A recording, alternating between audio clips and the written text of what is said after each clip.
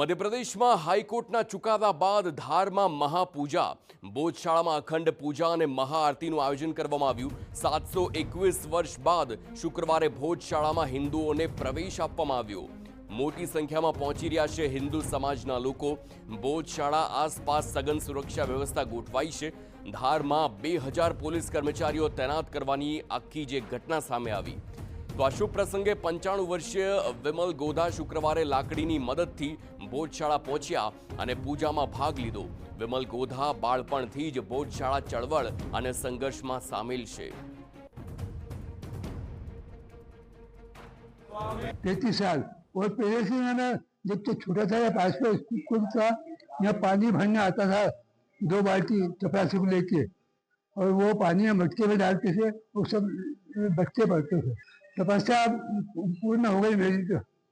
हाँ हाँ, मैंने सोचा भी नहीं था कि मैं सफल होऊंगा, उसके पहले निकल जाऊंगा, पर प्रभु ने रोका मेरे को कि अभी रुको, हाँ अभी रुको, अभी मैं आ जाऊंगा, मैं किले आ जाऊंगा, इसके बाद आप आना। તેમણે યાદ કર્યું કે 2003ની વિધાનસભા ચૂંટણી દરમિયાન જ્યારે નરેન્દ્ર મોદી ધારની મુલાકાતે આવ્યા હતા ત્યારે તેઓ પીએમ મોદીને ભોજશાળાના પ્રવાસે લઈ ગયા હતા। વિમલ ગોધાના જણાવ્યા અનુસાર નરેન્દ્ર મોદીએ તેમને કહ્યું હતું કે જ્યારે પણ તક મળશે ત્યારે તેઓ લંડનથી દેવી વાઘદેવીની મૂર્તિ પાછી લાવશે।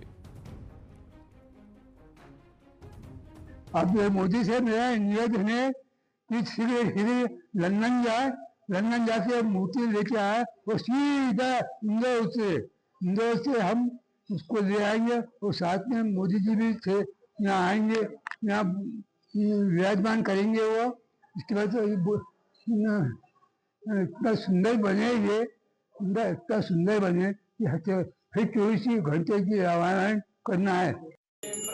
તો આ વાત ઇતિહાસની થઈ રહી છે। 2003માં નરેન્દ્ર મોદી સાથેની એક જે પ્રકારે વાક્યોની આપ-લે થઈ હતી, વાતચીત થઈ હતી, અને તેની જ આખી વાત ફરી એક વખત વાગોળવામાં આવી છે, કારણ કે તે વખતે વાઘદેવીની મૂર્તિ લંડનથી લાવવાની વાત અને વાયદો વડાપ્રધાન નરેન્દ્ર મોદીએ કર્યો હતો, અને તે જ વાત આજે યાદ કરવાની આખી જે વાત સામે આવી। તો અખંડ પૂજા અને મહાઆરતીનું આયોજન અહીં કરવામાં આવ્યું છે।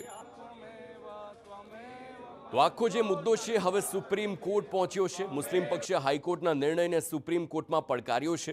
મુસ્લિમ સમુદાય સંકુલને કમલ મૌલા મસ્જિદ માને છે। તાજેતરના ચુકાદામાં મધ્યપ્રદેશ હાઈકોર્ટે ચુકાદો આપ્યો કે રાજ્યના ધાર જિલ્લામાં સ્થિત વિવાદિત ભોજશાળા સંકુલ દેવી સરસ્વતીની સમર્પિત મંદિર છે।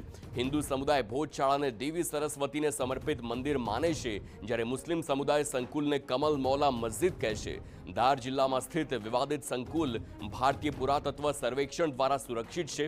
મસ્જિદના સંભાળ રાખનાર કાઝી મોઇનુદ્દીન દ્વારા દાખલ કરવામાં આવેલી અપીલ અને હાઈકોર્ટના 15મીના આદેશને પડકારે છે।